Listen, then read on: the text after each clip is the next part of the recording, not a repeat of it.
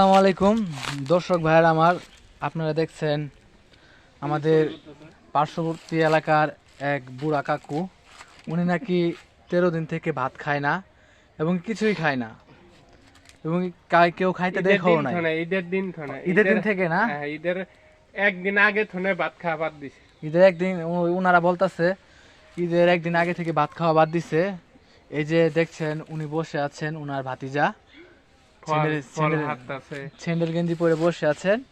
তো উনি ওনার চাচাকে খাওয়ানোর জন্য বিশেষভাবে বলতেছে, কিন্তু ওনার চাচা কিছুতেই খাইতে চাইতেছে না। এখন আমি চাচাকে কিছু প্রশ্ন করব। চাচা, আপনার সাথে কি কিছু কথা বলা যাবে?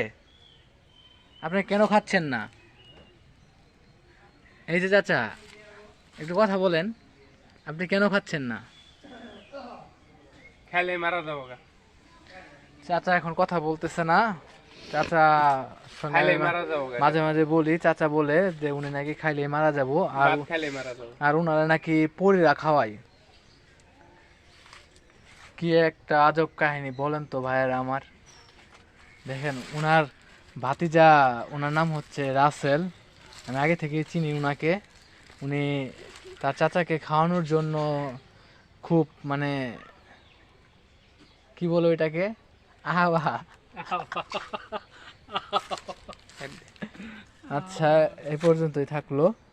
আপনারা ইচ্ছা করলে এইদিকে এসে দেখে যেতে পারেন মুরব্বি কাকাকে।